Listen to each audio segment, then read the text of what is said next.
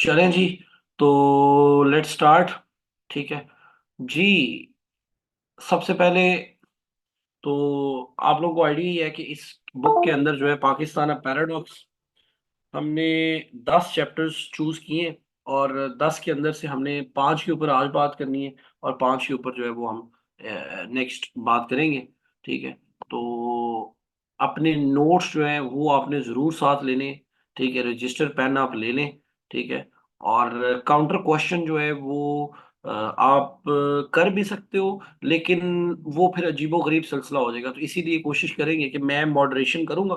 ठीक है, अगर कहीं पर कोई लुकमा देना है या कोई सवाल पूछना है या कोई बात के अंदर बात ऐड करनी है, तो वो मैं कोशिश करूँगा कि मैं साथ-साथ करता रहूँगा, ताकि आप लोग जो है ये इस एक-एक चैप्टर को पूरे-पूरे सवाल के अंदर, पूरी-पूरी इस अंडरस्टैंडिंग के अंदर जो है वो प्रॉपर्ली कन्वर्ट कर सकें।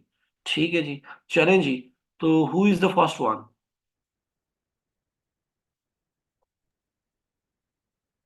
जी सर, मैं स्टार्ट करूं। जी, रहीम सर। अच्छा जी, तो the chapter I volunteered was chapter one, but since it is preceded by part one as well, so मैं उससे भी थोड़ा सा स्टार्ट लूंगा और उसको स्लाइटली बताऊंगा आप लोगों को। हुँ, तो पार्ट वन जो स्टार्ट होता है उसका टॉपिक है nationalism without a nation, followed hmm, by a rhetoric question and even without a people. इसमें हुँ, बात ये की गई है कि नेशनलिज्म इस वक्त एक है तो मॉडर्न आइडियोलॉजी, लेकिन उस टाइम जब ये सारी स्ट्रगल थी और पोस्ट 1857 कॉन्टेक्स्ट जो ये बुक देती है वो उससे स्टार्ट होता है। तो उस टाइम नेशनलिज्म जो था वो एक बहुत पॉपुलर या नोन कॉन्सेप्ट नहीं था, लेकिन इस पार्ट वन में ये काफ़ी क्लियरली बताया गया है कि मुस्लिम्स उस टाइम जो सब कॉन्टिनेंट में थे वो even though they were a minority made around one fifth of the population during the British Raj, लेकिन उनका बहुत सारी रिलीजियस और सोशल डिविजन्स की वजह से उनमें बहुत डिसयूनिटी भी नजर आ रही थी। इसकी एक वजह जो बुक यहाँ से स्टार्ट करती है वो स्प्रेड ऑफ इस्लाम की बात तो ये सबसे पहला पहले। चैप्टर का नाम बताइएगा? सिर्फ पहले चैप्टर का नाम तो सोशो एथनिक ओरिजिन्स है ऑफ इंडियन मुस्लिम सेपरेटिज्म, अच्छा, लेकिन जो पार्ट वन है ठीक बुक है। का, पार्ट वन की जो हेडिंग है हुँ, that is nationalism without a nation ठीक है। Hyphen and even without a people. ठीक है, ओरिजिन ऑफ मुस्लिम नेशनलिज्म, हम इसका मेन जो टॉपिक है वो ये रख सकते हैं। जी सर, मोर और लेस रख सकते। ठीक है। तो इसका मतलब है कि अब इसको पढ़ते वक्त हमें जो है वो नेशनलिज्म और इसके रेलिवेंट जितने भी थीम्स हैं या कॉन्सेप्ट हैं जी, उनको माइंड में रखने हैं जी। सर नेशन के भी, जी।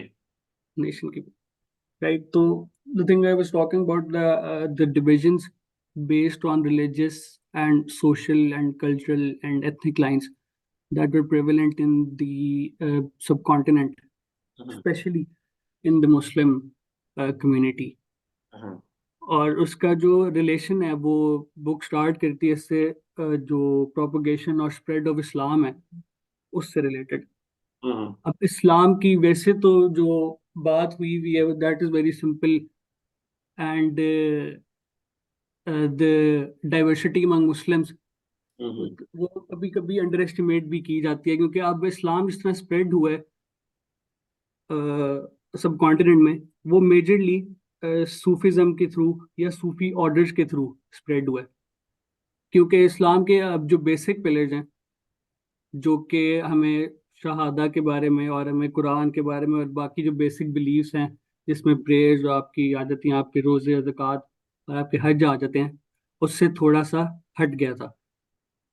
उसकी वजह कह सकते हैं कि जो हेट्रोजीनिटी थी हमारी सोसाइटी की उस टाइम, अभी भी है, वो थी, और उसकी वजह से जो लोग थे वो काफ़ी डाइग्रेस कर चुके थे अपने ये जो फंडामेंटल्स हैं इस्लाम के। तो हम्म। सूफिज्म जो था उसने काफ़ी एक कंसिडरेबल इम्पोर्टेंस ली इंडिया में, नहीं, तो हम और तो काफ़ी। ये कह सकते हैं कि ये जो बेसिकली डायलेक्ट था, ठीक है, because Islam is not the religion of सब कॉन्टिनेंट। ठीक है। जी जी सर, उसकी भी आगे बात होगी। जी, तो द पीपल ऑफ सब कॉन्टिनेंट, ठीक है, दे वर ऑलरेडी हियर, ठीक है, before Islam. So there socio ethnic जो रूट्स हैं, ठीक है, they had a sort of, हम इसको कॉन्फ्लिक्ट भी कह सकते हैं, ठीक है, क्योंकि आगे इसी के अंदर से आइडेंटिटी क्राइसिस निकलना है, ठीक है। तो it was basically the dialect of the cultural forces और the socio ethnic forces and the religious force और द इस्लाम, ठीक है। Sir, but the book further mentions about the you can say branch of Muslims that also migrated from Arab and Turkish regions, जिनको जी उन्होंने अशरफ का नाम दिया है book में, जो ठीक है। कि supposedly एक हायर कास्ट भी है। हम्म उसके बारे में थोड़ी सा आगे मेंशन है। हम्म Anyways, though, the thing we were talking about was the spread of Sufism and Sufi orders in the subcontinent and the impact they had on the spread of Islam.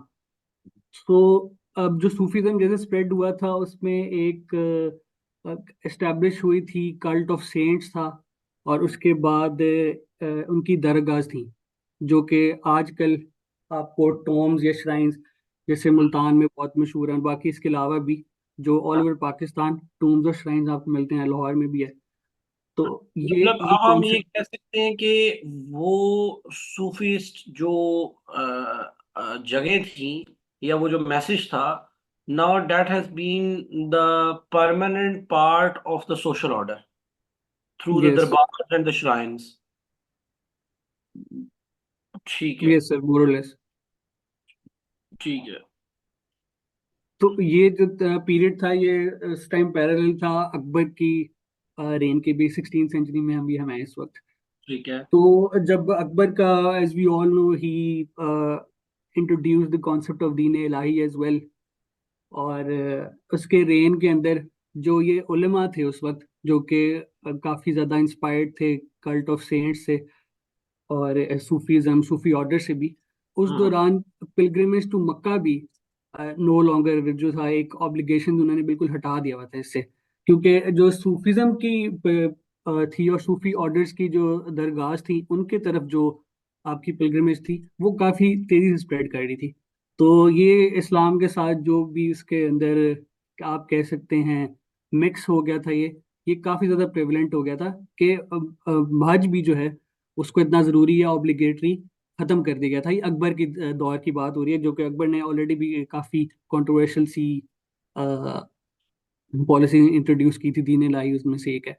हम्म तो इसके बाद बात होती है कि कुछ ऑर्डर्स जिनका हम आज भी सुनते हैं, जैसे कि चिश्ती ऑर्डर्स हो गए, नक्शबंदिया ऑर्डर्स हो गए, ये भी हम्म काफ़ी ज़्यादा स्प्रेड होने लगे थे। इसमें एक नया ऑर्डर, एक सुहरवर्दी ऑर्डर, जो मैंने इस बुक में पढ़ा, वो भी था। हम्म इन सब की अपनी अपनी टीचिंग्स थी, और ये इनके कुछ कुछ ओरिजिन्स थे। जैसे नक्शबंदी ऑर्डर था, वो सेंट्रल एशियन ओरिजिन का था, हम्म और उनकी अपनी अपनी कुछ प्रिंसिपल्स होते थे। जैसे कि चिश्ती हैं, उनका अथॉरिटीज के साथ काफ़ी क्लोज रिलेशन एक डेवलप हो जाता था। जो नक्शबंदी थे, उनका ना सिर्फ के अथॉरिटीज के साथ एक क्लोज रिलेशन होता था, अथॉरिटी आप कह लें मुगल एम्परर्स उस वक्त जो थे, हम्म और ब्रिटिश थोड़ा उसके बाद। बट हम्म लेकिन जो नक्शबंदी थे, वो इस तरह डिफरेंट थे कि वो एक ऑर्थोडॉक्सी भी शो करते थे, और they you know were a bit hostile towards the Hindus. ठीक है। And the thing that is more surprising is that they were even hostile towards the Islamic minorities, namely Shias. तो इस तरह का ऑर्डर डेवलप होना शुरू हो गया था। लेकिन अभी हमें ये तो हमें पता है कि जो मुस्लिम सोसाइटी है वो काफ़ी सेग्रीगेटेड है, उसमें काफ़ी स्ट्रेटिफिकेशंस हैं, उसमें काफ़ी सेक्टर्स हैं, सेक्टेरियनिज्म्स हैं। जैसे हमने ब्राह्मण्स का सुना हुआ है, हमने दलित्स का सुना हुआ है। लेकिन इसी तरह जो मुस्लिम्स की डिविजन्स हैं, उनका भी इस बुक में काफ़ी ज़्यादा एक्सप्लिसिटली मेंशन्ड है। उसमें फर्स्टली तो सुन्नी शिया का डिवाइड आ जाता है। अब लेकिन जो सुन्नी का तो हमें पता ही है, लेकिन शिया की जो उन्होंने फर्दर डिविजन्स हमें इस बुक में बताई हैं, वो उसमें कुछ एक दो नाम है, तीन चार नाम है वैसे तो।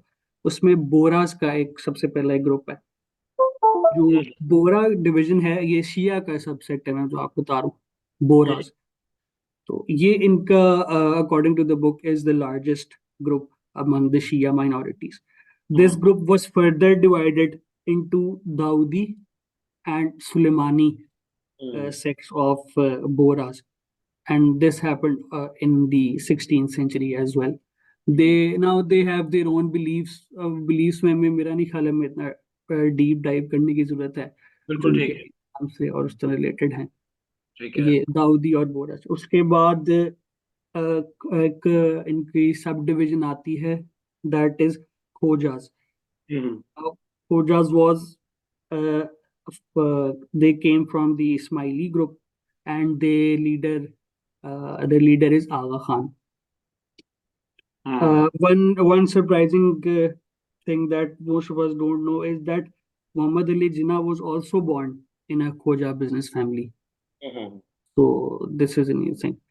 हम्म। Apart from this, there are also many sects, and the not so popular Mirza Ghulam Muhammad also founded his movement in and around this time period,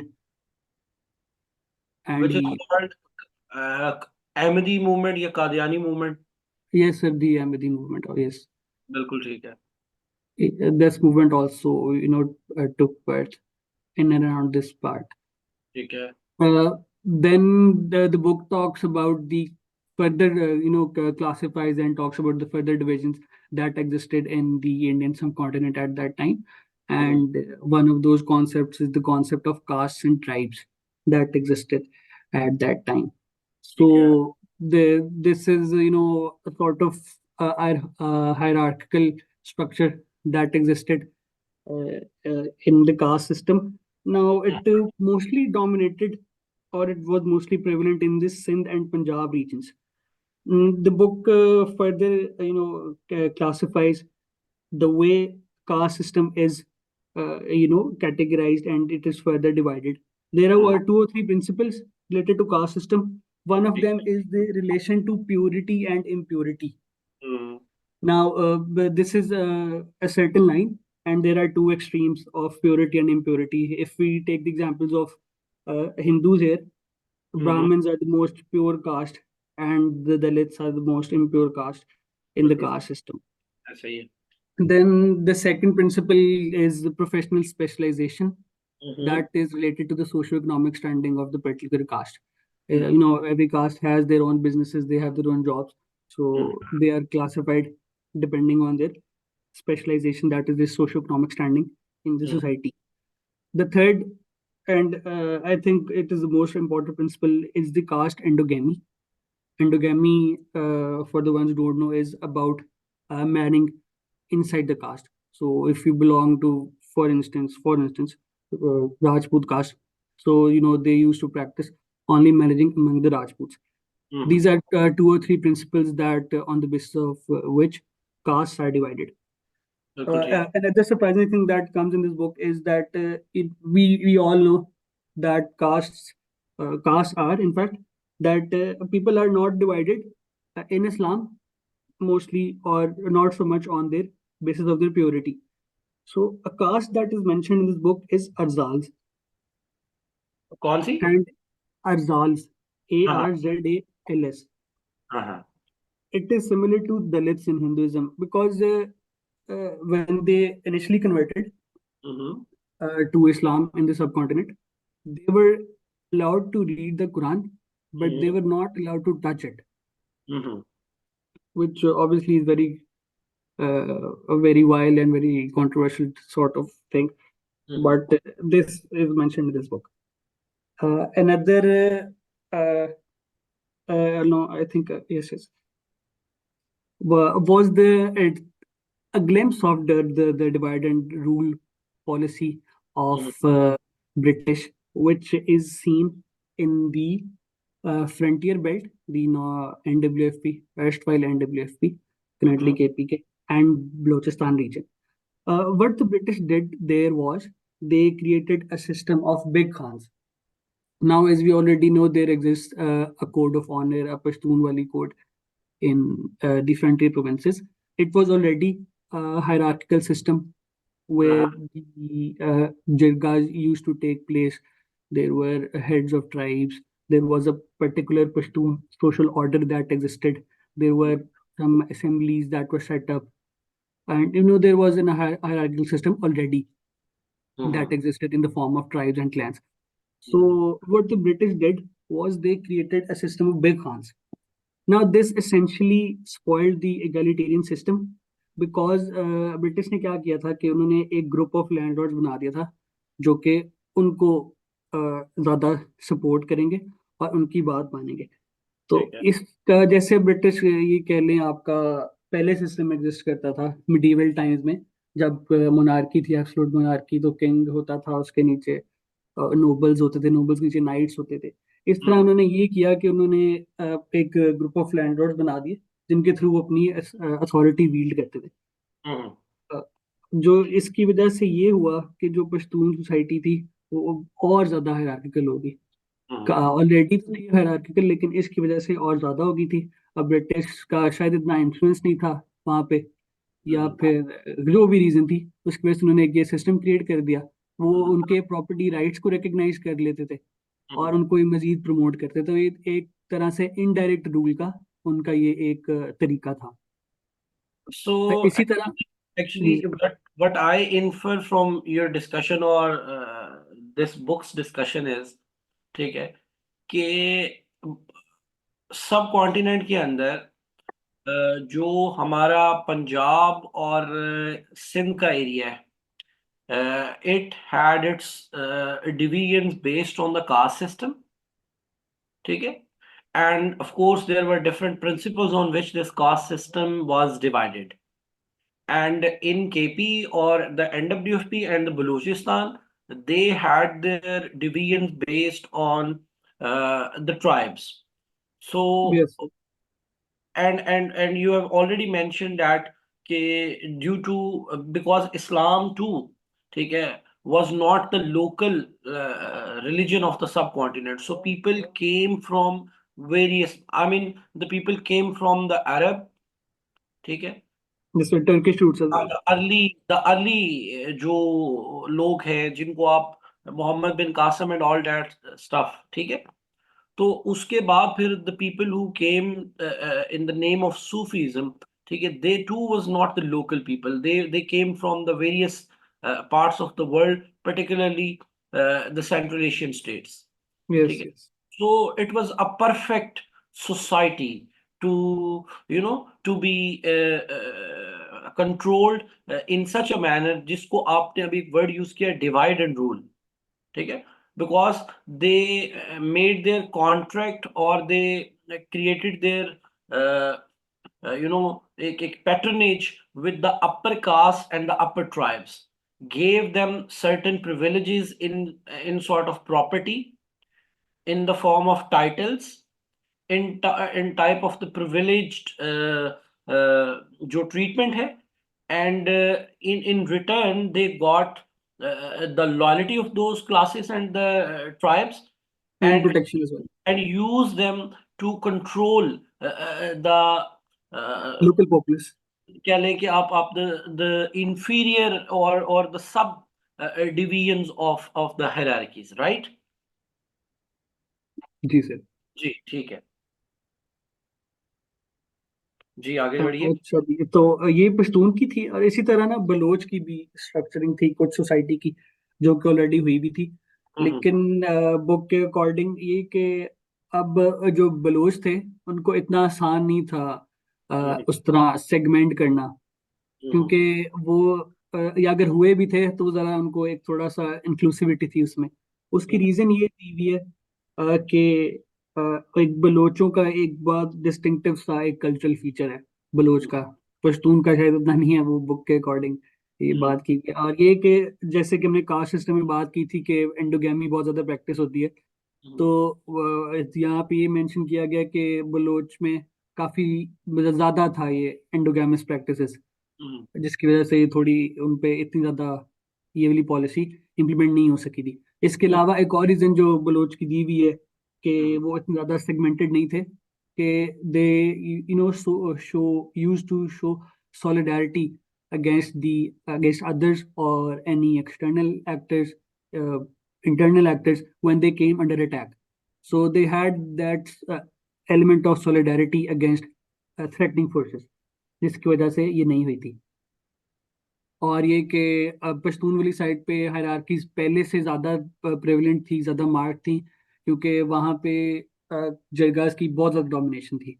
हम्म। और वहाँ पे शुरू से ही जो अथॉरिटी थी वो खान्स और सरदार में हुआ करती थी। तो इस हम्म। वजह से जो दो तीन फैक्टर्स हैं कि बलोच की जो सोसाइटी है वो बेहतर थी, और उनको ज़्यादा बहुत ज़्यादा सेगमेंट ये लोग नहीं कर सके थे ठीक है। ब्रिटिश। इसके बाद फर्दर जो डिविजन्स है ना, जैसे मैंने वो एक कास्ट अरजाल की बात की थी कि वो उनको काफी इंफीरियर ट्रीट किया जाता था। इस तरह जो सबसे कह लें हायर कास्ट थी या नोबल कास्ट थी, सो कॉल्ड नोबल कास्ट थी from the Muslim community, was Ashrafs. ठीक है। Now Ashrafs were the so-called upper caste mainly because they migrated to India from abroad, and the ones who converted to Islam after Islam had spread throughout the Indian territory or the subcontinent, they were classified into Arzals. And another caste that is mentioned in the book is Ajlafs or Ajlafs, Ajlafs. The Ashrafs, the ones who were migrated, and Ajlafs and Arzals or Arzals, the ones who were converted after Islam was spread in subcontinent. ठीक है। Ashraf, just to mention here, was very important, or consisted of the Muslim nobility or the Muslim elite that were part of uh, the All India Muslim League as well, or the people who had a very important role in Pakistan movement. Furthermore, the divisions of the society that are mentioned here are based on their socio economic standing in the society, are Sayyids and Sheikhs, who can be compared with the Brahmins in Hindu society because they occupied mostly the positions of power in the traditional state practice. They were scholars, as we can see in modern day as well, Sayyids and Sheikhs. So they mostly occupied positions of power at that time.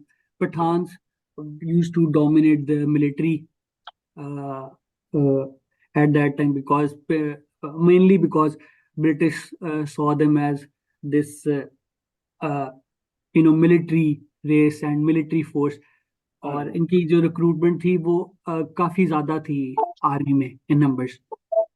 इसके अलावा further जो इसमें सब divisions हैं वो मेमन्स एक की एक और सेकंड अपना रहीम, एक सेकंड बस। अच्छा जी, ये एक बुक है, ये मैं पहले भी रिकमेंड करता हूँ। Pakistan socio cultural transformation in a Muslim nation, Mohammad A Qadir. ये ना वैनगार्ड बुक्स ने पब्लिश किया हुआ है इसको, ठीक है। इसका जो चैप्टर नंबर 1 है, इसका चैप्टर नंबर 1 है चेंजिंग पाकिस्तान, ठीक है। और इसका चैप्टर नंबर 4 है नेशन एंड एथनिसिटी। ये दो चैप्टर्स नोट कर लें, चेंजिंग पाकिस्तान चैप्टर नंबर 1 और नेशन एंड एथनिसिटी। जो बच्चे, ये जो अभी क्रिस्टोफर जेफनलट बात कर रहा है, ठीक है, और दो students who are quite weak in Pakistan studies, या जिनका ये फर्स्ट वो है इनकाउंटर है, वो ये 15-15 पेजेस के दो चैप्टर है, वो भी पढ़ सकते हैं। जिन बच्चों का सोशोलॉजी ऑप्शनल है वो भी इसको पढ़ सकते हैं। जिनका इंडो पाक हिस्ट्री है वो भी ये दो चैप्टर मस्ट पढ़ेंगे, ठीक है। और जिनकी तैयारियां अभी शुरू हुई हैं, ठीक है, यानी कि जिन्होंने 25 में भी अभी शायद अपीयर होना है या नहीं होना, यानी कि 25 में तो वो प्लान करके बैठे, बट आई डोंट नो कि वो होंगे या नहीं होंगे। तो ये दो चैप्टर्स जो हैं ये आपने इस बुक में से लाजमी पढ़ने, ठीक है। और जो बच्चे I mean I don't want to say that they, I mean मेरा उनके ऊपर कोई पर्सनल इन्फ्लुएंस है, बट द पीपल, ठीक है, जो मेरे साथ गाइडेंस शाइडेंस के लिए ओवरऑल सीएसएस को लेके जरा राब्ते शाब्ते में रहते हैं, ठीक है, तो दे टू आर हाईली रिकमेंडेड, ठीक है, कि आप जो है वो इसको पढ़े। ये जी मैं रिपीट कर दिया पहले भी, Pakistan social and cultural transformations in a Muslim nation by M A Qadeer. शानदार किताब है। और दूसरी यहाँ पर जो रिकमेंडेशन है, चले वो आगे चल के करूंगा बात। जी प्लीज आप कंटिन्यू कीजिए। जी सर। अच्छा, तो डिविजन्स की बात हो रही थी कि फर्दर जो डिविजन थी, मैंने सैयद और शेख्स की बात की थी, जो कि हम कंपेयर कर सकते हैं ब्राह्मण्स के साथ हिंदुज्म हम्म। में। इसके बाद पठान्स की बात हुई थी कि वो काफ़ी डोमिनेट करते थे मिलिट्री को, क्योंकि ब्रिटिश उनको एक मिलिट्री फोर्स या मिलिट्री रेस के तरह से देखती थी। इसके बाद बिजनेसेस या बिजनेस फैमिली की बात होती है। इसमें मेनली जो दो तीन कास्ट मेंशनड हैं या सेक्ट्स मेंशनड हैं वो हैं मेमन्स, बोहराज जिनकी हमने पहले बात की है, और खोजास। ये usually they used to run businesses in the society. And Azals, just to mention again, they were, more the proletariat race, uh, the pop, क्या कहते हैं उनको, common people, right? So this was pretty much the uh, part preceding chapter 1. So अब हम jump करते हैं chapter के start पे। चैप्टर 1 का जो स्टार्ट है, जो कि हम्म। सोशो एथनिक ओरिजिन्स हैं ऑफ इंडियन मुस्लिम्स। ठीक है। This chapter mainly comprises of the post 1857 revolt, the War of Independence, जो उसका एक और नाम भी है, that is said to be a turning point in the Muslims' path to independence or their trajectory during the colonial period. Muslims, जैसे कि पहले बात भी हुई है कि वो 1/5 ऑफ द पॉपुलेशन थे उस टाइम, ब्रिटिश राज के टाइम। और जैसे जैसे मुगल एम्पायर का डिक्लाइन हो रहा था, और जैसे जैसे चीज़ों को डेमोक्रेटाइज किया जा रहा था, उसकी वजह से उनका जो पॉलिटिकल क्लाउड था या उनकी पॉलिटिकल पावर थी, उनकी इकोनॉमिक पावर थी, वो भी साथ ही साथ डिक्लाइन करती जा रही थी। हम्म। क्योंकि 1857 के कॉन्टेक्स्ट में अगर देखा जाए तो ब्रिटिश ने मोस्टली मुस्लिम्स को ही तो ब्लेम किया हम था ये उसमें। कह सकते हैं कि जो स्टूडेंट सीएसएस पीएमएस के लिए अपना पाक अफेयर्स तैयार कर रहा है, ठीक है, वो सर सैयद का टॉपिक तैयार करे, वो मुस्लिम्स की ओरिजिन का टॉपिक तैयार करे, वो कोई भी तैयार करे, 1857 के अराउंड जो कंडीशंस है मुस्लिम्स की, ठीक है, उसके ऊपर उस बच्चे को क्लैरिटी होनी चाहिए, राइट।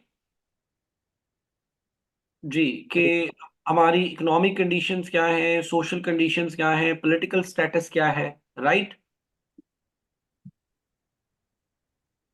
हेलो। राइट। जी। वो इन टर्म्स ऑफ कि मैं असल मेरी साथ साथ ये भी कोशिश है ना कि बच्चों को जो हमारे सिलेबस के अंदर मुख्तलिफ क्वेश्चंस है ना, पाक अफेयर में, बिल्कुल सर। करंट अफेयर में, पोल साइंस में, इंडो पाक हिस्ट्री में, उसके अंदर उनको अपना जो मटेरियल है उसको एडजस्ट करने में आसानी रहे। ठीक है। जी, तो उनकी जैसे कि मुस्लिम्स के उस टाइम, ऑब्वियसली मुगल एम्पायर ने इसको इस सारे टाइम को प्रोसीड किया था, और इस वक्त वो अ, काफी ज्यादा डिक्लाइन वाली स्टेज में था। तो उस उनको ये वो अडेप्ट नहीं है, उनको वो एक्सेप्ट ही नहीं कर पा रहे थे कि उनकी जो डोमिनेंस थी और जो उनकी उनका एक ग्रैंडोर था उस टाइम सोसाइटी में, वो भी साथ ही साथ डिक्लाइन करता जा रहा था, जो कि उस टाइम एग्जिस्ट करता था। So the first part or the subheading that this chapter has is the crushing of 1857 revolt and the reaction that was seen uh, from the Muslims elite. So even though the war saw participation of Hindu elites as well, one of the most notable of them was Rani of Jhansi. She was a part of a princely state, or Rani of a princely state, as the name suggests. But the British mainly saw it, or mainly viewed it as one that was caused by, that was led by, or that was instigated by Muslims. हम्म। और इनके Muslims ने ये start किया था, Muslims की leadership में थी। और इनफैक्ट यहाँ तक भी बात कर दी गई थी कि मुस्लिम्स की कॉन्स्पिरेसी थी, क्योंकि वो ब्रिटिश राज को, ब्रिटिश रूल को एक्सटेंड करना चाहते थे उस टाइम। तो इससे पहले अगर 1857 का बैकड्रॉप में देखा जाए, तो जो हिंदू एलिट्स थे, उन्होंने तीन तरह के अपने एटीट्यूड्स, या उन्होंने तीन तरह के अपनी कह लें ऑब्जेक्टिव्स, जो कि which they faced in the wake of British firepower, that was both in terms of military or in their terms of propagating their religion, जो कि हमने पढ़ा हुआ है पाक स्टडीज में कि उन्होंने किस तरह क्रिश्चियन मिशनरीज को यूज किया था हम्म। क्रिश्चियनिटी को स्प्रेड करने में। तो हम्म। हिंदू एलिट्स ने जो थे उन्होंने एक्सेप्ट एक तरह से कर लिया हुआ था अर्ली 19th सेंचुरी में। और हम्म। उन्होंने ना ये तीन तरह की पॉलिसीज अडॉप्ट कर ली थी। वन ऑफ द पॉलिसीज ये वाज दैट दे। कोई वजह बताइए उसमें सॉरी सर, किस बात में? कि मतलब हिंदूज ने इस चीज को इतनी जल्दी कैसे एक्सेप्ट किया। सर वजह ऐसे कोई एक्सप्लिसिटली बताई नहीं गई, हम्म। लेकिन मेनली बिकॉज कि वो थोड़े शायद उस टाइम भी थोड़े वो लिटरेट ज़्यादा थे, ठीक है। या उनका पावर शिफ्टिंग जो हो रही थी उस टाइम मुस्लिम से लेके मुगल एम्पायर से लेके आगे हाँ। तक मुसलमानों में, वो उसमें काफ़ी आगे थे। उनको था कि जो भी पावर शिफ्टिंग होगी, और ब्रिटिश को उन्होंने एक्सेप्ट कर लिया था कि ये they were not only to stay in India, but they intended to stay on their own terms. Hmm. तो उनकी जो टर्म्स थी उसके मुताबिक उन्होंने अपने आप को अडेप्ट कर लिया, उन्होंने अपने आप को ढाल लिया था उसमें। और हम्म। उन्होंने ये थोड़ा उनकी चेंजिंग ऑफ एटीट्यूड हमें नजर आता है। हम्म। उनमें से एक जो था कि दे इमीडिएटली और they gradually subscribe to the western modernity. Hmm. Western modernity में उस टाइम उन्होंने अपने आप को एक्लेमेटाइज कर लिया था इसमें, जिसमें उनके चेंजिंग ऑफ हैबिट्स और changing of their attire, their dresses is mentioned in this book। तो उन्होंने अपने आप को without any reservation, without any hesitation, उन्होंने अपने हैबिट्स को और अपने अटायर को चेंज करना शुरू कर दिया था वेस्टर्न कल्चर के मुताबिक। अच्छा, मैं और ना यहाँ पर एक छोटा सा एक एक पॉइंट दे देता हूँ कि जितनी पाक अफेयर्स हमारे यहाँ पॉपुलरली पढ़ी जाती है या पढ़ाई जाती है, अब उसमें मेरा ख्याल है कि थोड़ा सा हम लोग एक ज्यादती ये करते हैं कि when we speak about the alliance between the Britons and the Hindus, तो इसमें मैंने भी कुछ थोड़ी बहुत किताबें पढ़ रखी हैं। मेजॉरिटी जो राइटर्स हैं, what they try to you know कि it feels like it's a conspiracy, a deliberative conspiracy between the Britons and the Hindus, कि वो इकट्ठे हो रहे हैं। हालांकि ये किताब से भी यही लग रहा है और कॉमन सेंस भी यही कह रही है कि इसके अंदर मल्टीपल चीजें शामिल हैं। कहीं ना कहीं कोई आइडियोलॉजिकल जो है वो उनके दरमियान कन्वर्जेंस भी हो रही है, जैसे कि आपने मॉडर्निज्म की बात की। ठीक है। बिल्कुल। और दूसरा उसमें जो हिस्टोरिकल या सर्कमस्टेंशियल रियलिटीज हैं, ठीक है, उनका भी बड़ा रोल है। फॉर एग्जांपल कि जो मुस्लिम्स का पास्ट है यहाँ पर, अगर इमीडिएट पास्ट देखें, तो Britons are preceding the Muslims, not the Hindus. ठीक है। तो एक इनके दरमियान एक एंटेगनिज्म की जो फीलिंग है, ठीक है, वो कहीं ना कहीं यहाँ पे एग्जिस्ट कर ही रही है। ठीक है। तो डैट नेचुरली कह लें कि थोड़ा थोड़ा it favoured more of the union between the Britons and the Hindus than the Britons and the Muslims.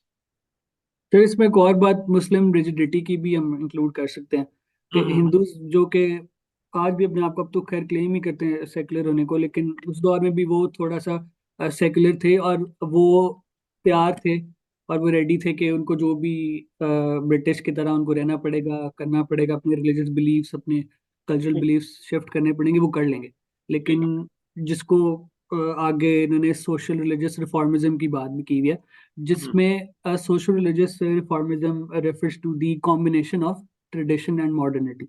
Hmm. This was another of the attitude that was very prevalent, and one of the attitude that was adopted by the Hindu elites. Hmm. Muslims, on the other hand, uh, इसके बाद जब जो reaction Muslims की तरफ से आता है, वो एक ट्रेडिशनल सा रिएक्शन है, इसको ट्रेडिशनलिस्ट और रिवाइवलिस्ट रिएक्शन का नाम देते हैं इसमें। और that was mainly driven by in the past by Shah Waliullah and Syed Ahmad Shaheed Barelvi, जो कि हम्म। बहुत ज़्यादा प्रोमिनेंट फिगर्स हैं। और हम्म। मेनली वो इंस्पायर्ड थे कि इस्लाम को जो किया जा रहा है, उसके साथ जो उसमें चेंजेस लाए जा रहे हैं, उसको हमने क्लेंज करना है एक्सटर्नल इन्फ्लुएंसेस से, हिंदू इन्फ्लुएंसेस से, हाँ। या जो भी इन्फ्लुएंसेस मुगल एम्पायर्स डालना चाह रहे हैं। तो हम्म। this was also essentially the birth of Muslim fundamentalism in hmm. India. One of uh, the inspirations or the movements that started was the LA Hadith movement that hmm. started to take shape in 1864. Hmm. The LA Hadith movement as the name suggests, and some of us already might know as well, was mainly centered around the fundamentalist solutions to the existing problems. जो fundamentalist tradition है उसमें mainly था कि mainly सिर्फ हमने कुरान पे और हदीस पे, हमने इन दोनों चीज़ों पे फोकस करना है हम्म। अपने इस्लाम को ठीक करने के लिए। और जो भी इनोवेशंस हैं जिनको बिद्दत भी कहा जाता है, उनसे टोटली ये डिसअप्रूव कर देते थे अच्छा, कि यहाँ ये पर मैं एक बिल्कुल। पॉइंट ऐड कर दूं, जो हमारे स्टूडेंट सुन रहे हैं, कि ये वो इस्लाम की इंटरप्रिटेशंस हैं जिसकी बुनियाद पर जो हमारी फ्रीडम मूवमेंट है ना, उसके अंदर भी आपको फिर आगे चल के डिवीजन नजर आनी है। ठीक है, आपको जब अलीगढ़, ठीक है, या देवबंद की बात होगी, ठीक है, तो फिर आपको इसके अंदर जो है ये जो अभी डिस्कशन हो रही है ये मदद देगी समझने के लिए कि बेसिकली जो 1857 के बाद या उससे पहले भी जो रिवाइवलिज्म का एक यहाँ पर मूवमेंट चल रही थी, ठीक है, तो वो ये सारे लोग थे within the circle of Islam, but due to the subjective interpretations and the historical वो जो एक सेक्टेरियन बेंट है, ठीक है, उसकी वजह से देयर मेथड्स, ठीक है, देयर अप्रोच, ठीक है, it would be different in the long run. जी। तो एलिया हदीस मूवमेंट के एक स्पिरिचुअल मास्टर का या उनके एक लीडर का जिक्र किया गया है। उनका नाम है नादिर हुसैन। ही ठीक है। Was based in Delhi, and his financial helper or financial patron was Siddiq Hassan Khan. He was also a former member or a member of princely family. हम्म। इसके ये थी अल हदीस मूवमेंट। हाँ। इसके अ, बल्कि इसका थोड़ा सा और भी बता दें कि अल हदीस की मूवमेंट जो कि कॉन्ट्रास्ट में थी देवबंदीज और बरेलवी मूवमेंट के, वो ये हम्म। थी कि वो हनफी स्कूल ऑफ जूरिस्प्रूडेंस को फॉलो नहीं करते थे। बिल्कुल सही। और दे followed primarily, as mentioned earlier, was Quran and Hadith, and hmm. also they relied on using their personal judgment, which is ijtihad, as we study in our Islamic studies hmm. as well. तो इसके अलावा जो अल हदीस movement के बाद एक और जो मूवमेंट थी वो है Deoband movement. It was started mainly by Haji Muhammad Abid. हाँ। Even he founded a madrasa in a small city near Delhi. That was in and around 1860s. हम्म। और उन्होंने उनके दो जो पहले लोग या उनके साथी जिन्होंने ज्वाइन किया था, उसमें मौलाना मोहम्मद कासिम खान ननोतवी हैं, जो कि काफ़ी ज़्यादा यहाँ पे इम्पोर्टेंट हैं, क्योंकि वो बहुत एक अच्छे डिबेटर थे और बहुत अच्छे एक नरेटर ऑरेटर भी थे, क्योंकि उन्होंने जो मेन काम किया था वो ही use to debate against Christian missionaries, जो कि क्रिश्चियनिटी को बहुत ज़्यादा प्रोपगेट करते सब कॉन्टिनेंट में। और हम्म। हिंदू एक्टिविस्ट जो कि हिंदुज़म को प्रोपगेट करना चाह रहे थे, उन एक्टिविस्ट के अगेंस्ट ये डिबेट करते थे और अपनी जो व्यू पॉइंट है वो प्रोवाइड करते थे, एक रिवाइवलिस्ट व्यू पॉइंट है वो प्रोवाइड करते थे। और मेनली इनकी जो टीचिंग्स थी वो नॉर्दर्न इंडिया वाले रीजन में थी। जो देवबंदी सेमिनार है वो हदीस की, अ, कुरान की, और इसके अलावा वो शरिया पे काफ़ी ज़्यादा, इस्लामिक लॉ पे बहुत ज़्यादा फोकस करते थे, और इस्लामिक जूरिस्प्रूडेंस पे बहुत ज़्यादा फोकस करते थे, जिसको फिक्का कहते हैं। और जो सब्जेक्ट्स इसके अलावा भी, ये ना अब ये थोड़ी सी मॉडर्न थी, जो देवबंदी मूवमेंट थी, क्योंकि हम्म। ये आपको अरेबिक भी पढ़ाते थे, आपको पर्शियन भी पढ़ाते थे, ये history of Islam, philosophy, medieval geometry, astronomy, इन चीज़ों पे भी फोकस किया करते थे।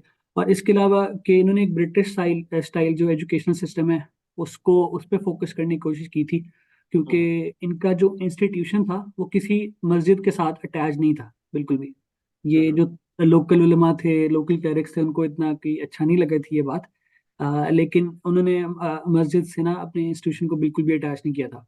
उन्होंने अपने डिपार्टमेंट को डिवाइड किया था, एक फैकल्टी बनाई, हम्म। डिपार्टमेंट्स बनाए, क्लासेस बनाई, और एक पर्टिकुलर करिकुलम जो था with introduction of written examinations, वो भी इंट्रोड्यूस कराया था। जिसकी हम्म। वजह से ये यहाँ पे मेंशन है कि ये एक ब्रिटिश स्टाइल या ब्रिटिश यूनिवर्सिटीज के ऊपर जो था वो बेस करता था। इसके बाद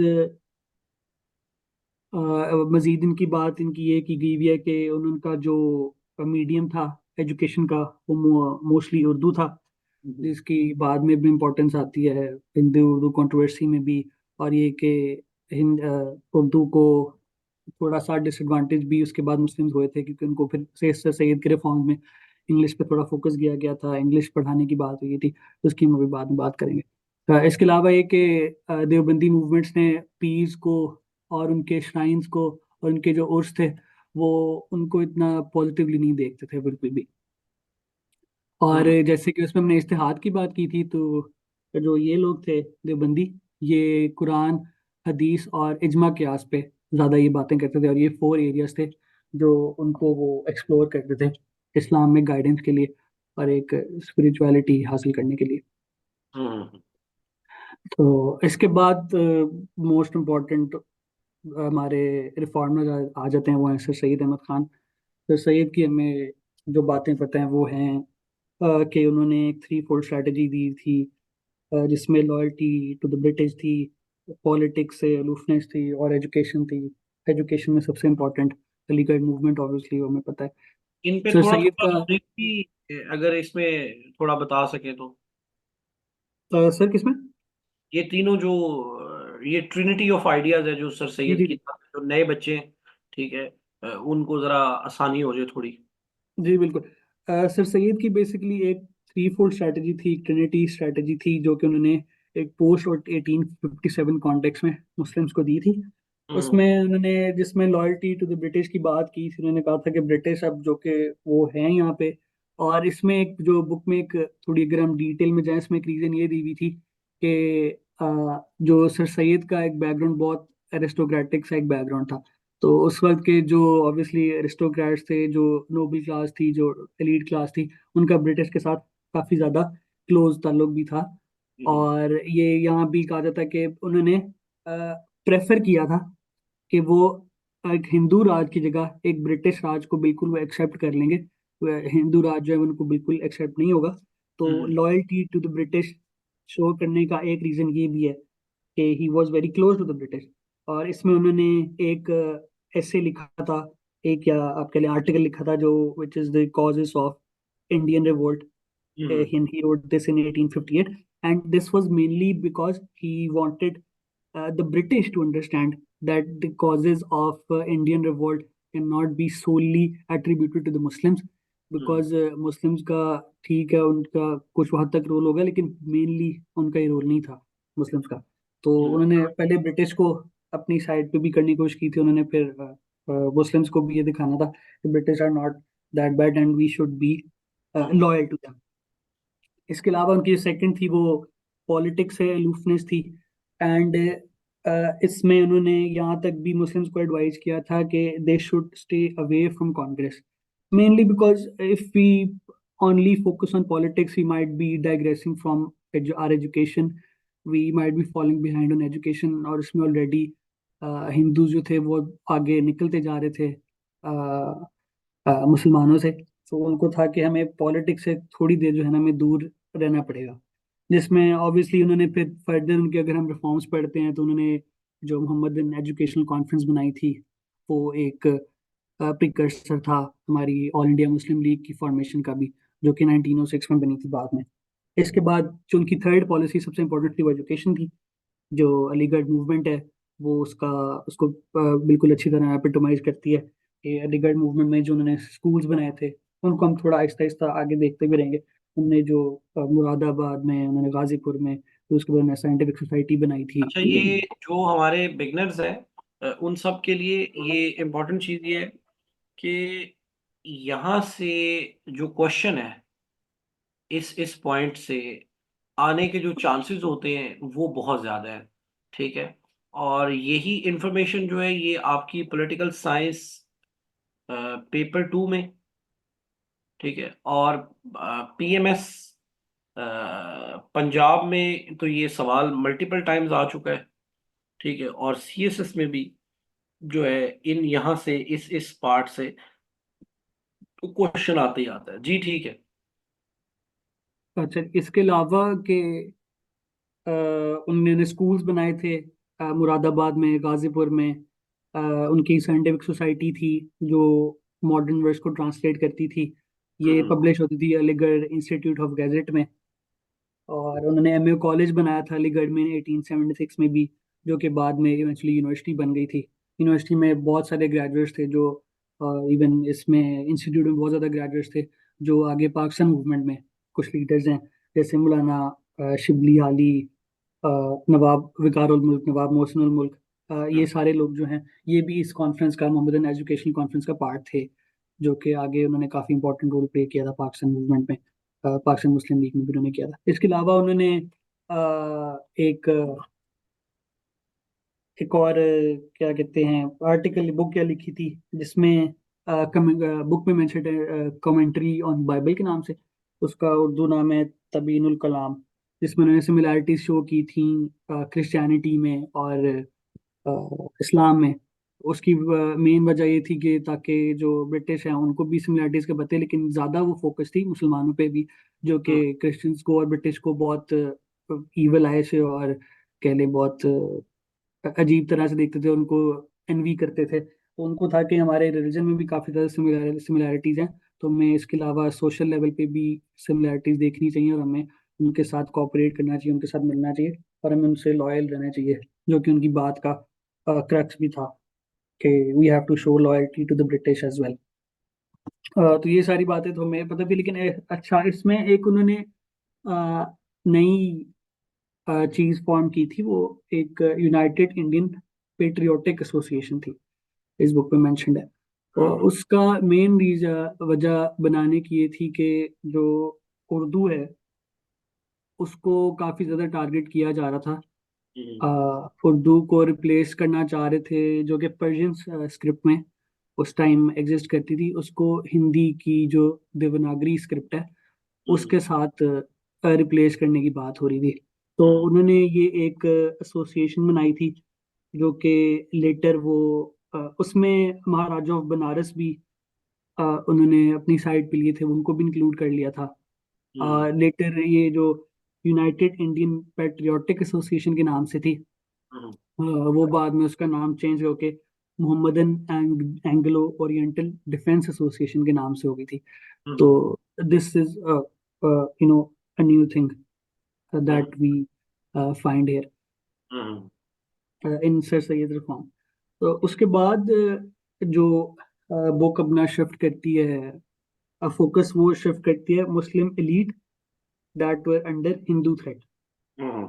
So, as mentioned before, Muslims were undergoing a relative decline, be it in their religious domain, in their economic domain, in their cultural domain. हम्म। और जो सारी अर्बन ग्रोथ हो रही थी वो हिंदूज को बहुत ज़्यादा बेनिफिट कर रही थी, हिंदू बिजनेसेस को बहुत ज़्यादा बेनिफिट कर रही थी। यहाँ तक कि जो कानपुर में 40% लैंड ओनरशिप थी वो उस वक्त हिंदूज के पास जा चुकी हुई थी। तो वो काफी ज्यादा अंडर थ्रेट फील कर रहे थे।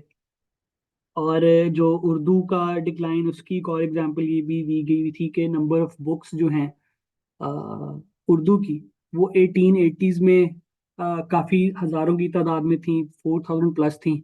और जो हिंदी की बुक्स थी वो देवर less than 3000। But in the start of at the start of 20th century or at the turn of 20th century in 1910s, uh, Urdu की जो बुक्स थी वो लेस देन 4000 तक चली गई थी, और जो हिंदी बुक्स थी उनमें एक काफ़ी एक्सपोनेंशियल इंक्रीज हमें नज़र आया था और वो 5000 प्लस जा चुकी थी। तो एक जो कल्चरल एक रिप्लेसमेंट आ रही थी, और जो कल्चरल अब डोमिनेशन नज़र आना शुरू हो गई थी हिंदी की खासकर, वो बहुत ज़्यादा हमें नजर आने लगी थी।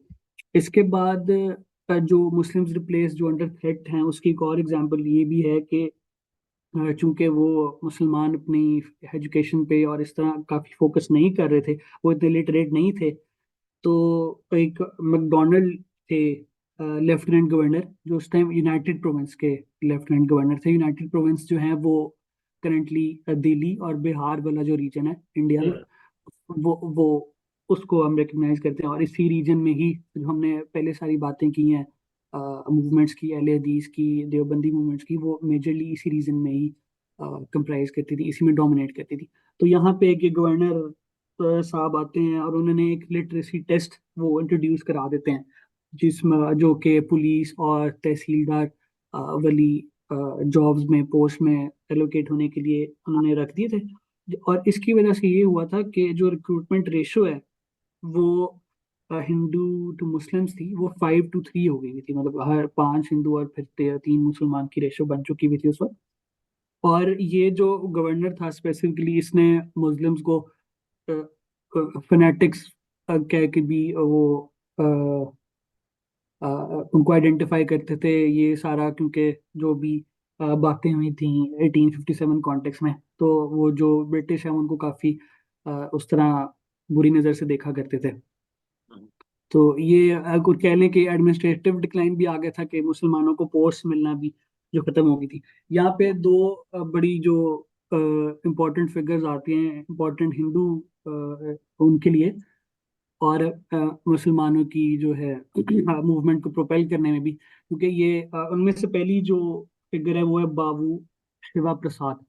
ये एजुकेशनल डिपार्टमेंट के एक ऑफिशियल थे, और इन्होंने एक मेमोरेंडम दिया था, एक उन्होंने चार्टर सा दिया था कि जो उर्दू है उसको हमने पर्शियन, जो कि पर्शियन स्क्रिप्ट में एग्जिस्ट करती है, उसको हमने हिंदू मेजोरिटी और हिंदी स्क्रिप्ट से देवनागरी स्क्रिप्ट से हमने रिप्लेस कर देना है। और इवेंचुअली इनके जो 1868 में इन्होंने ये मेमोरेंडम बनाया था, और 1881 में इनकी ये रंग ला गई थी। और 1881 में बिहार वाले रीजन में उर्दू को हिंदी की देवनागरी स्क्रिप्ट से रिप्लेस कर दिया गया था और हिंदी को ऑफिशियल लैंग्वेज कर दिया गया था। यहाँ पे एक और इम्पोर्टेंट एक्टिविस्ट हिंदू उसमें भी आते हैं, जो कि मोहन मलाविया थे। वो काफ़ी नेशनलिस्ट टेंडेंसीज रखते थे, और he used to criticize Urdu a lot, because he said that this separated the educated elite, and it brought up an atmosphere of uh, a rural uh, urban divide, where it only served the dominance of very narrow class of people. Narrow class of people, he was referring to the Muslim minority वाले। और उन्होंने भी काफ़ी ज़्यादा इसको focus किया, ये मुलाविया ने, मोहन मुलाविया ने, और इन्होंने भी काफ़ी ज़्यादा इस बात को प्रोपगेट किया और काफ़ी ज़्यादा इंसाइट किया कि हिंदी हिंदी की जो डोमिनेशन है वो बहुत इंपॉर्टेंट है, हिंदी होनी चाहिए, उर्दू को जो है वो टोटली आप निकालें। और इसी बैकड्रॉप में आपसे सईद वाला पॉइंट ऐड कर सकते हैं कि उन्होंने यूनाइटेड इंडियन पैट्रियोटिक एसोसिएशन बनाई थी, जो कि काफ़ी उन्होंने इम्पोर्टेंट रोल प्ले किया था और उर्दू के सर्वाइवल के लिए। यहीं से हम ये भी ऐड कर सकते हैं कि later on when we attempt our question on the nationalism, ठीक है, तो उसके अंदर जो नेशनलिज्म के इंग्रेडिएंट्स हैं, ठीक है, particularly the cultural ingredients, तो लैंग्वेज जो है इज द मोस्ट पर्टिनेंट कह ले pillar of any nationalism to develop, ठीक है। तो ये दिस ऑल इंफॉर्मेशन जो है it can be used into various questions and various domains. जी And it is very important also in the context of two nation theory as well. जी जी तो जी, आप उसमें लैंग्वेज में इसको जरूर जी इंक्लूड करें। जी जी इसी के साथ साथ एक और जो डिसएडवांटेज मुस्लिम्स को आना शुरू हो गया था, जो कि उनको या कहें थ्रेट आना शुरू हो गई थी, वो स्लो जो डब डेमोक्रेटाइजेशन हम्म, का एक पॉलिसी है वो आना शुरू हो गई थी। जी जी पॉलिटिक्स में वो काफी ज्यादा नजर आना शुरू हो गई थी हम्म। कि अब गवर्नमेंट थोड़ा बहुत लोकल बॉडीज को इंट्रोड्यूस करना शुरू आ गई थी, एक म्यूनिसिपल म्यूनिसिपल लेवल पे गवर्नमेंट्स बनना शुरू हो गई थी, जिसमें इसको हम एडमिनिस्ट्रेशन। कह सकते हैं कि जो प्रिंसिपल ऑफ रिप्रेजेंटेशन जो है दैट स्टार्टेड एक्चुअली जी बिल्कुल, टेकिंग। That started to. पर यहाँ surprisingly it was whatever the Britons done in the subcontinent, वो उनकी अपनी जो जगह है ना वहां पर वो एक्सपेरिमेंटेशन बाद में हुई, ठीक है। तो इसी बैकड्रॉप पे एक उन्होंने लोकल सेल्फ गवर्नमेंट एक्ट है 1882 का, अगर ये आप इंक्लूड करना चाहिए भी कर सकते हैं। इसमें जो एडमिनिस्ट्रेशन थी वो एजुकेशन के related, public health, public works hmm और डिस्ट्रिक्ट बोर्ड्स का कॉन्सेप्ट है, ये सब कुछ इंट्रोड्यूस होना शुरू हो गया था। अब हम्म क्योंकि डेमोक्रेसी आएगी, जमहूरियत आएगी, तो उसमें माइनॉरिटीज़ का ऑब्वियसली उनके जो राइट्स हैं या उनकी जो रिप्रेजेंटेशन है वो भी ऑब्वियसली माइनॉरिटी में होगी। तो हम्म यहाँ पे मुस्लिम्स को जो है काफ़ी एक they were under threat because the policy or the logic of one man one vote was very likely to apply here.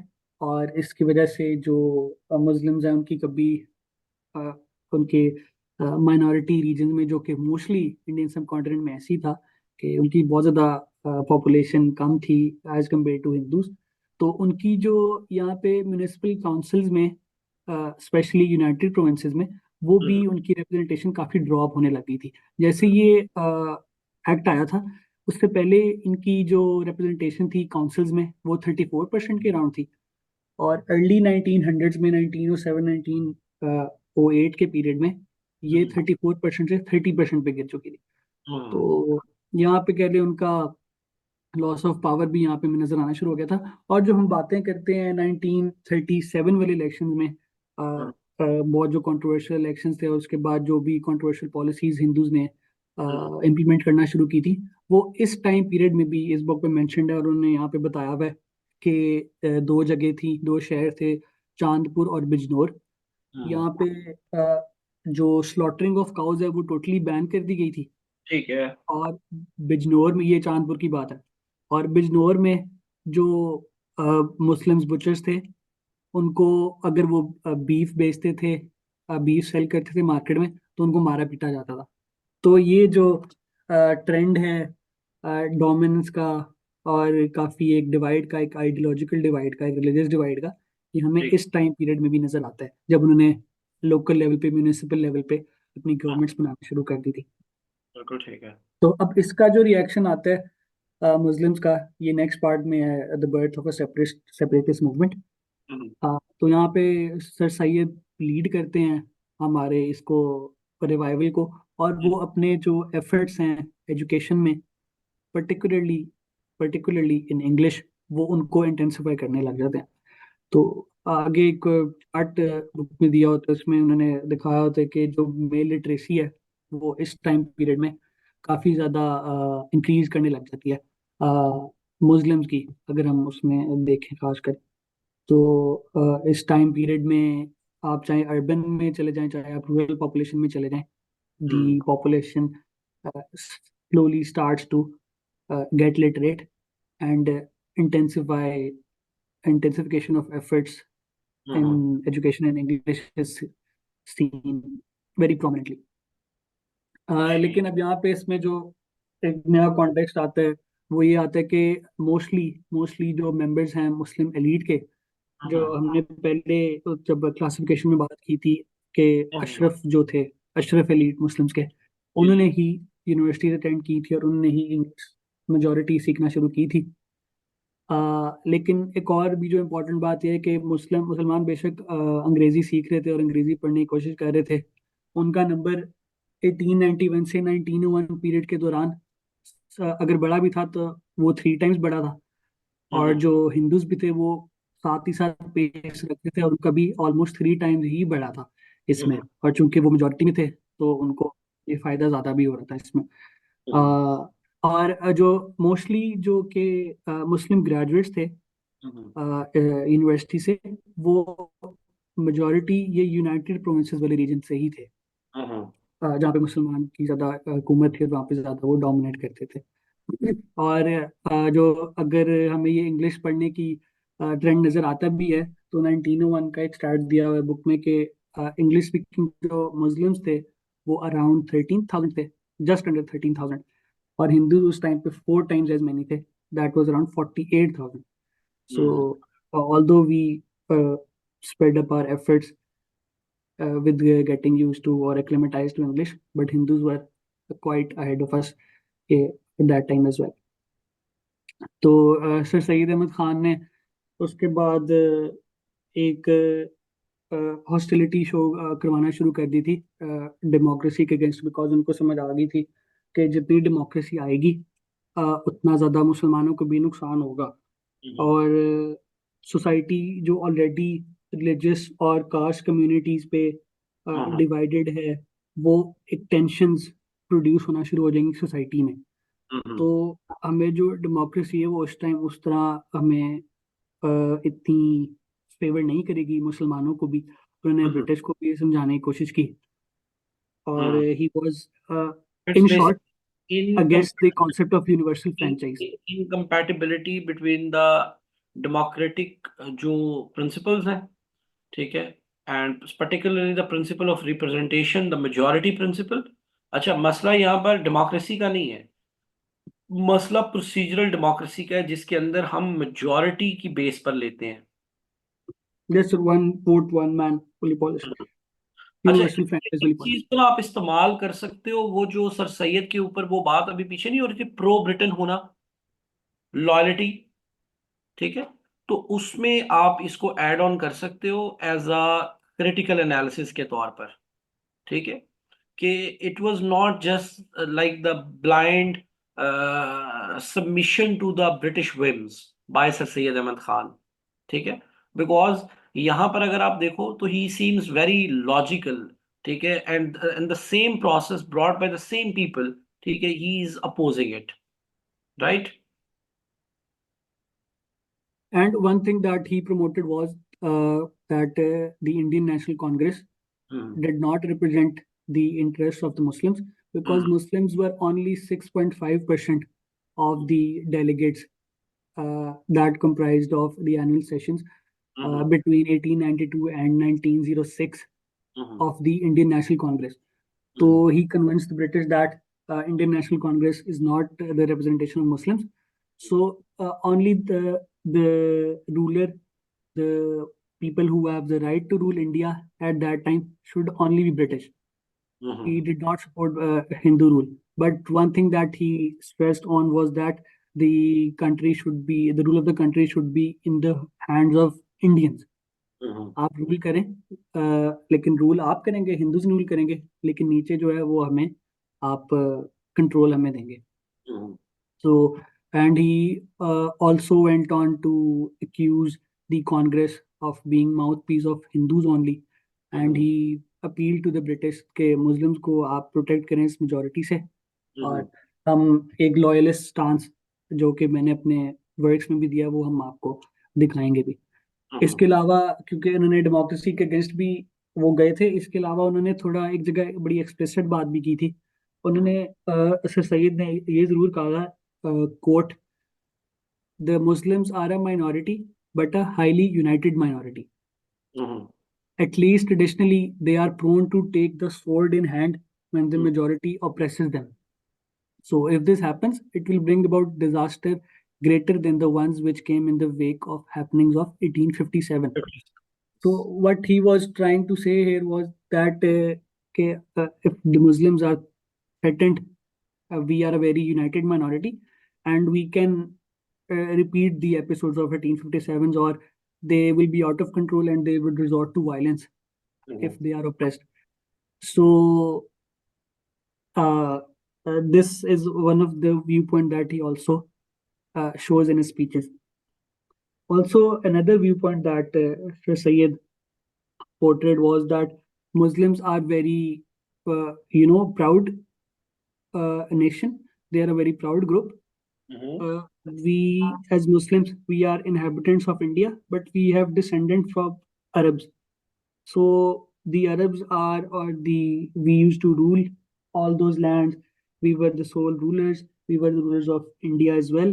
So we cannot desire, or we cannot seek uh, anyone ruling ourselves. So it is only us that we should be ruling, and not any outsider, particularly Hindus.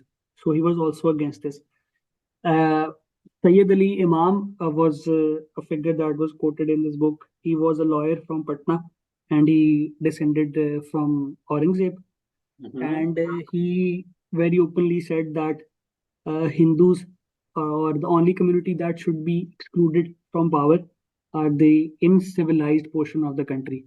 And in civilized portion of the country, he was referring to the Hindus here.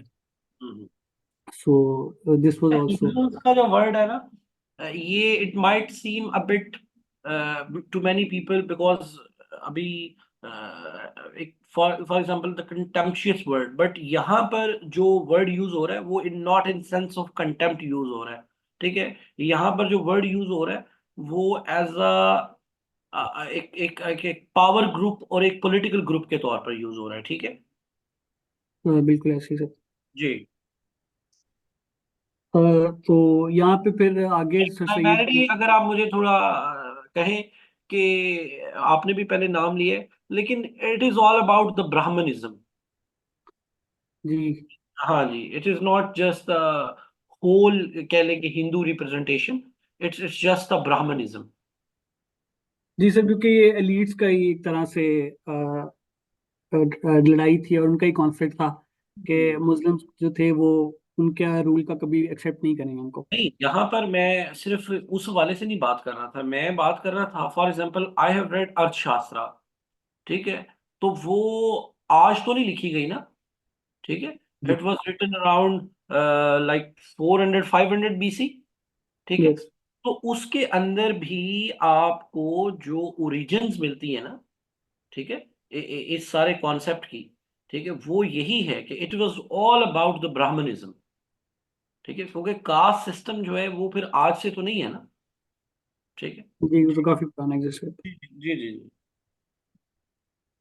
है। तो इस सारी efforts में और contributions में particularly sir Syed की और Aligarh school की और अलीगढ़ कॉन्फ्रेंस की में पहला जो हमें रिजल्ट नजर आता है वो 1909 में नजर आता है, मिंटो मॉडल रिफॉर्म्स की सूरत में, जहाँ पे पहली दफा इस सारे कॉन्टेक्स्ट में, इस सारी स्ट्रगल में मुस्लिम्स का सेपरेट इलेक्टोरेट रिकग्नाइज कर दिया जाता है। हम्म, तो this was a very very important hmm, development, hmm, 1909 Minto model reforms, जी, wherein Lord Minto, who was the viceroy at that time, received a Muslim delegation, which hmm, was mainly dominated by Aligarh college officials, as mentioned before.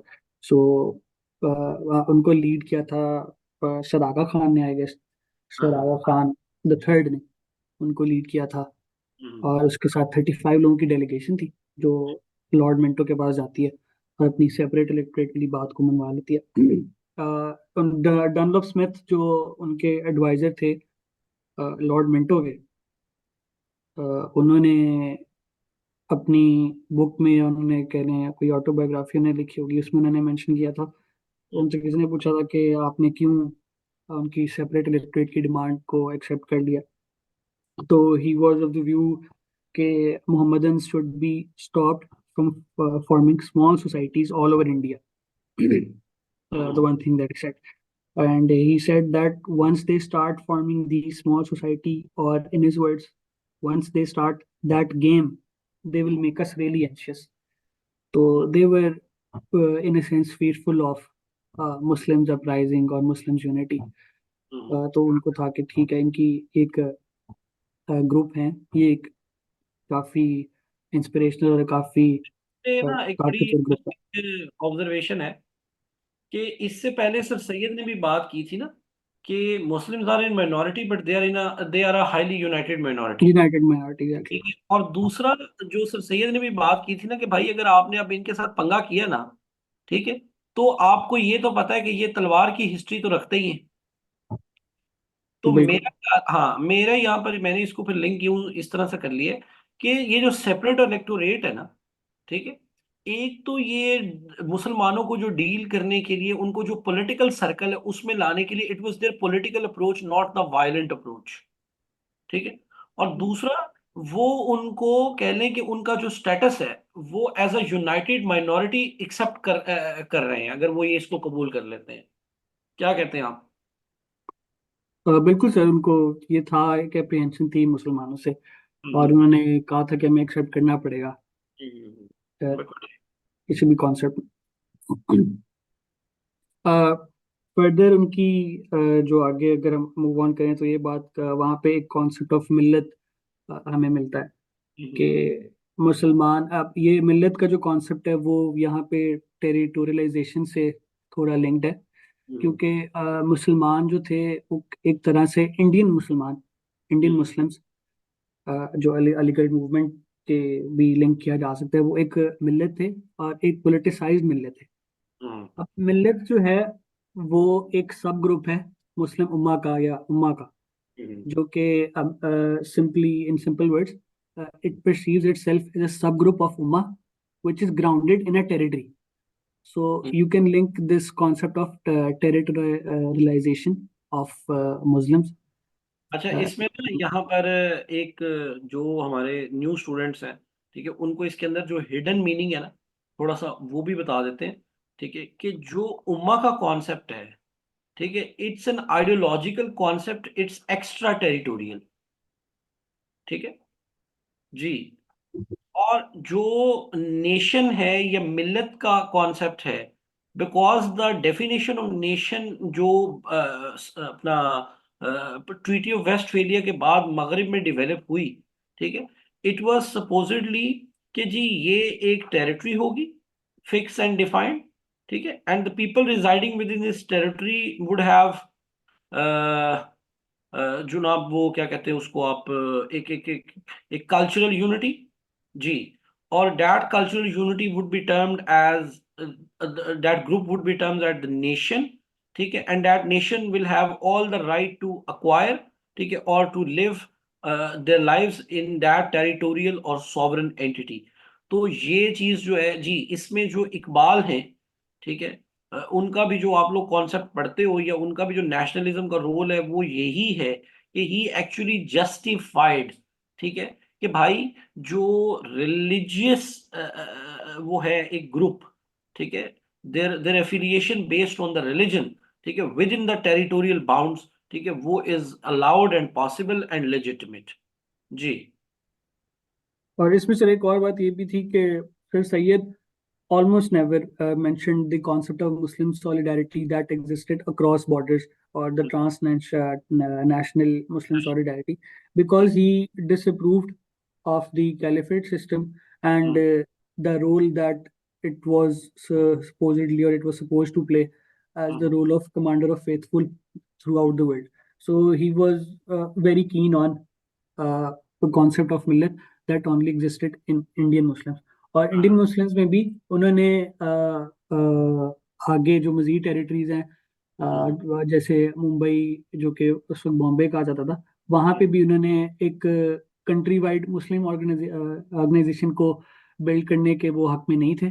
और जो कि नवाब मोहसिनुल मुल्क का ये effort था उस time, वो चाहते थे कि हर जगह से हम एक मूवमेंट बनाएं और एक कंट्री वाइड मुस्लिम ऑर्गेनाइजेशन बनाएं। हम्म, बाकी सिटीज में भी मुसलमान एग्जिस्ट करते हैं, लेकिन उनका था कि नहीं, हमें इसको एक स्पेसिफिक टेरिटरी पे करने दें, जैसे जैसे एक कम्युनिटी में हमें करने दें। और वहाँ से जैसे जैसे हम आहिस्ता आहिस्ता निकलेंगे, तो एक ये पॉलिटिकल एजेंडा बन जाएगा, और फिर हम वहाँ से पावर एक्सरसाइज कर सकेंगे अपनी। इसको हम्म, बिल्कुल जो है हर जगह मत फैलाया जाए। बिल्कुल ठीक। और इसके बाद उन्होंने एक और अपनी जो है बड़ी इंपॉर्टेंट बात की थी, अ, जो कि बड़ी नोटेबल बात भी है यहाँ पे, कि he gave the concept of two communities and one nation. Hmm, अब ये कॉन्सेप्ट क्या था कि he was sort of acceptance. He had that element of acceptance that Muslims and Hindus, they are essentially, they have to be united. उसमें उनकी एक speech थी 1883 की स्पीच, यहाँ पे उसका एक दिया हुआ है बुक हम्म, में। एंड ही सेड के my Hindu brothers and my Muslim brothers, they breathe the same air, drink the water of the sacred Ganga and Yamuna, eat the hmm, products of earth which God has given to this country, live and die together, हम्म, और ये सब कुछ। तो उसमें उन्होंने ये बात की थी कि if these two exist in mutual concord, hmm, so it will be, give a very different look to this country.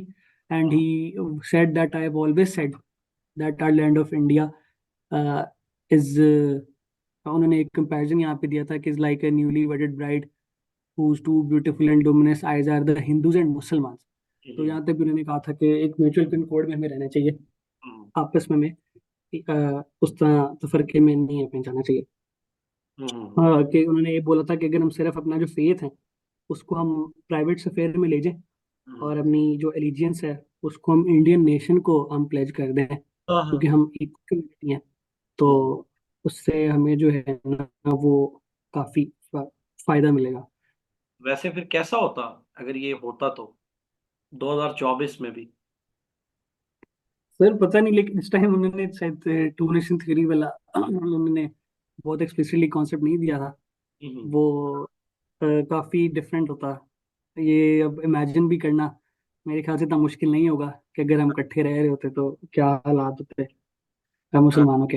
वो तो 1937 इलेक्शंस में हमने देख लिया था, उनके उससे पहले जो हमने बात अभी की है कि जहाँ जहाँ उनकी म्यूनिसिपल गवर्नमेंट्स भी थी वहाँ भी हालात काफी बुरे हो गए थे। तो हम्म। काफी अच्छा हुआ कि नहीं हुआ।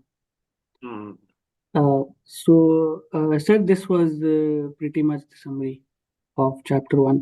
ठीक है, थैंक यू वेरी मच जी, thank you very much for एक एक वंडरफुल जो है वो टॉक। ठीक है, एंड आई होप कि people present here have taken the notes. ठीक है, एंड ठीक है, और आई रियली अप्रिशिएट दैट के ठीक है यू गाइस कमिंग अप। ठीक है, एंड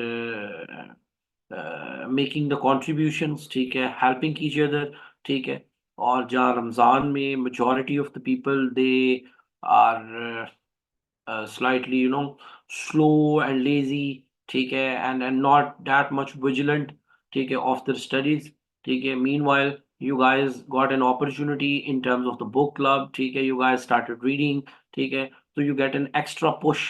ठीक है, कि यार चलो खुद नहीं पढ़ना था तो ये पंगा आ गया इसकी वजह से पढ़ लेते हैं।